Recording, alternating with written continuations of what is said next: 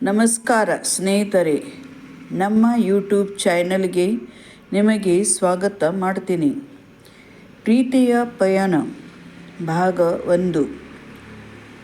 ಅರ್ಜುನ್ ಬೆಂಗಳೂರಿಗೆ ಬಂದ ಮೊದಲ ದಿನವೇ ಅವನಿಗೆ ಎಲ್ಲವೂ ಹೊಸದಾಗಿ ಕಾಣಿಸಿತು.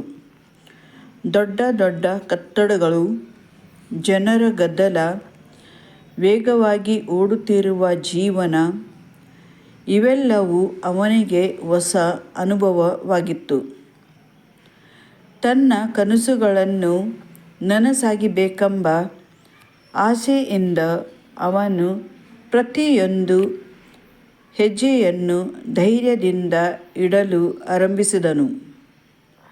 ಆದರೆ ಹಳ್ಳಿಯ ನೆನಪುಗಳು, ತನ್ನ ತಂದೆ ತಾಯಿ ಮುಖ ಮತ್ತು ಅನುಷ್ಕಳ ನಗು ಅವನ ಮನಸ್ಸಿನಿಂದ ಎಂದಿಗೂ ದೂರವಾಗಲಿಲ್ಲ. ಕೆಲಸದ ಮೊದಲ ದಿನಗಳಲ್ಲಿ ಅವನು ಅನೇಕ ಸವಾಲುಗಳನ್ನು ಎದುರಿಸಿದನು. ಹೊಸ ಪರಿಸರಕ್ಕೆ ಹೊಂದಿಕೊಳ್ಳುವುದು ಸುಲಭವಾಗಿರಲಿಲ್ಲ. ಕೆಲವರು ಅವನನ್ನು ಹಳ್ಳಿಯಿಂದ ಬಂದವನು ಎಂದು ಹಾಸ್ಯ ಮಾಡುತ್ತಿದ್ದರು. ಆದರೆ ಅರ್ಜುನ್ ಯಾರ ಮೇಲೂ ಕೋಪ ಮಾಡಿಕೊಳ್ಳದೆ ತನ್ನ ಕೆಲಸದ ಮೂಲಕವೇ ಉತ್ತರ ನೀಡಬೇಕು ಎಂದು ನಿರ್ಧರಿಸಿದರು.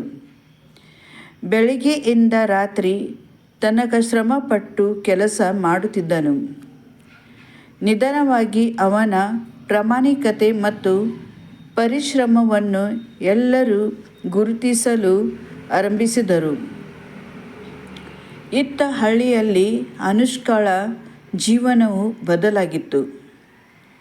ಪ್ರತಿದಿನ ಸಂಜೆ ಅವರು ಜೊತೆಯಲ್ಲಿ ಕುಳಿತು ಮಾತನಾಡುತ್ತಿದ್ದ ಕೆರೆಯ ದಂಡಕ್ಕೆ ಅವಳು ಒಬ್ಬಳೇ ಹೋಗುತ್ತಿದ್ದಳು. ಅಲ್ಲಿದ್ದ ಪ್ರತಿಯೊಂದು ನೆನಪು ಅವಳ ಮನಸ್ಸನ್ನು ಕಾಡುತ್ತಿತ್ತು. ಆದರೂ ಅರ್ಜುನ್ ತನ್ನ ಕನಸುಗಳನ್ನು ನನಸಾಗಿಸಬೇಕು ಎಂಬುದೇ ಅವಳ ದೊಡ್ಡ ಆಸೆಯಾಗಿತ್ತು. ದಿನಗಳು ವಾರಗಳಾಗಿ, ವಾರಗಳು ತಿಂಗಳಾಗಿ ಬದಲಾಗಿದ್ದವು. ಅರ್ಜುನ್ ಕೆಲಸದಲ್ಲಿ ಉತ್ತಮ ಹೆಸರು ಗಳಿಸಿದನು. ಅವನ ಮೇಲಧಿಕಾರಿಗಳು ಅವನನ್ನು ಮೆಚ್ಚಿಕೊಂಡರು. ಆದರೂ ಪ್ರತಿಯೊಂದು ಯಶಸ್ಸಿನ ಕ್ಷಣದಲ್ಲೂ ಅವನಿಗೆ ಅನುಷ್ಕಳ ಮಾತುಗಳು ನೆನಪಾಗುತ್ತಿದ್ದವು. ನಿನ್ನ ಮೇಲೆ ನನಗೆ ಸಂಪೂರ್ಣ ನಂಬಿಕೆಯಿದೆ ಎಂಬ ಅವಳ ಮಾತು ಅವನಿಗೆ ಪ್ರತಿದಿನ ಹೊಸ ಶಕ್ತಿಯನ್ನು ನೀಡುತ್ತಿತ್ತು. ಒಂದು ದಿನ ಕಂಪನಿಯ ಮಹತ್ವದ ಯೋಜನೆಯ ಜವಾಬ್ದಾರಿ ಅರ್ಜುನ್ಗೆ ಸಿಕ್ಕಿತು. ಆ ಯೋಜನೆ ಯಶಸ್ವಿಯಾದರೆ ಅವನ ಜೀವನವೇ ಬದಲಾಗುವ ಅವಶ್ಯಕ ಇತ್ತು. ಅವನು ಹಗಲು ರಾತ್ರಿ ಎನ್ನದೆ ಕೆಲಸ ಮಾಡತೊಡಗಿದನು. ಕೆಲಸದ ಒತ್ತಡದಿಂದ ಅನುಷ್ಕಳ ಜೊತೆ ಮಾತನಾಡಲು ಸಮಯವೇ ಸಿಗುತ್ತಿರಲಿಲ್ಲ. ಅನುಷ್ಕಳಿಗೆ ಮೊದಲಿಗೆ ಇದು ಸಾಮಾನ್ಯವೆನಿಸಿತು. ಆದರೆ ದಿನಗಳು ಕಳೆದಂತೆ ಅರ್ಜುನನ ಕರೆಗಳು ಕಡಿಮೆಯಾಗತೊಡಗಿದವು. ಕೆಲವೊಮ್ಮೆ ಒಂದು ಸಂದೇಶಕ್ಕೂ ಉತ್ತರ ಬರದೆ ದಿನಗಳು ಕಳೆಯುತ್ತಿದ್ದವು. ಅವಳ ಮನಸ್ಸಿನಲ್ಲಿ ಚಿಕ್ಕದಾಗಿ ಬಂದು ಆತಂಕ ಹುಟ್ಟಿತು. ಅವನು ನನ್ನನ್ನು ಮರೆತೇನೆ ಎಂಬ ಪ್ರಶ್ನೆ ಅವಳನ್ನು ಕಾಡತೊಡಗಿತು. ಅದೇ ಸಮಯದಲ್ಲಿ ಅರ್ಜುನ್ ತನ್ನ ಕುಟುಂಬದ ಜವಾಬ್ದಾರಿಗಳನ್ನು ಕೂಡ ನಿರ್ವಹಿಸುತ್ತಿದ್ದನು. ತಂದೆಯ ಆರೋಗ್ಯದಲ್ಲಿ ಸಮಸ್ಯೆ ಉಂಟಾಯಿತು. ಮನೆಯ ಖರ್ಚು, ಆಸ್ಪತ್ರೆಯ ವೆಚ್ಚ ಮತ್ತು ಕೆಲಸದ ಒತ್ತಡ ಎಲ್ಲವನ್ನೂ ಒಬ್ಬನೇ ನಿಭಾಯಿಸುತ್ತಿದ್ದನು. ತನ್ನ ಸಮಸ್ಯೆಗಳನ್ನು ಅನುಷ್ಕಳಿಗೆ ಹೇಳಿದರೆ ಅವನು ಬೇಸರ ಪಡುತ್ತಾಳೆ ಎಂದುಕೊಂಡು ಎಲ್ಲವನ್ನು ತನ್ನೊಳಗೆ ಇಟ್ಟುಕೊಂಡನು. ಒಂದು ಸಂಜೆ ಕೆಲಸ ಮುಗಿಸಿ ಮನೆಗೆ ಬರುತ್ತಿದ್ದಾಗ ರಸ್ತೆಯ ಬದಿಯಲ್ಲಿ ಒಬ್ಬ ವಯಸ್ಸಾದ ವ್ಯಕ್ತಿ ಅಸ್ವಸ್ಥರಾಗಿ ಬಿದ್ದಿರುವುದನ್ನು ಅರ್ಜುನ್ ನೋಡಿದನು. ತಕ್ಷಣ ಅವರನ್ನು ಆಸ್ಪತ್ರೆಗೆ ಕರೆಯೊಯ್ದು ಚಿಕಿತ್ಸೆ ಕೊಡಿಸಿದನು.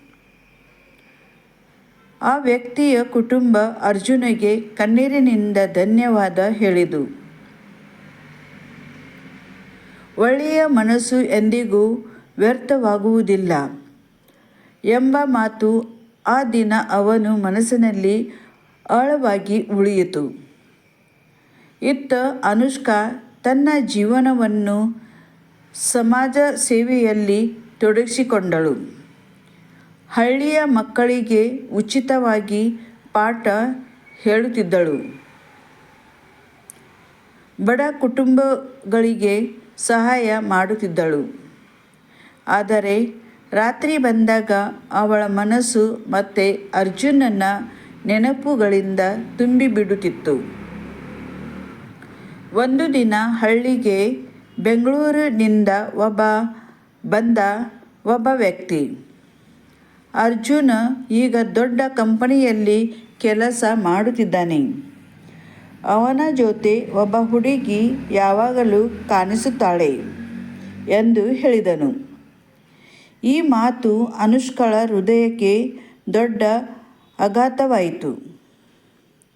ಅದು ಸತ್ಯವೋ ಸುಳ್ಳೋ ತಿಳಿಯದೆ ಅವಳ ಮನಸ್ಸು ಸಾವಿರ ಪ್ರಶ್ನೆಗಳಿಂದ ತುಂಬಿತು.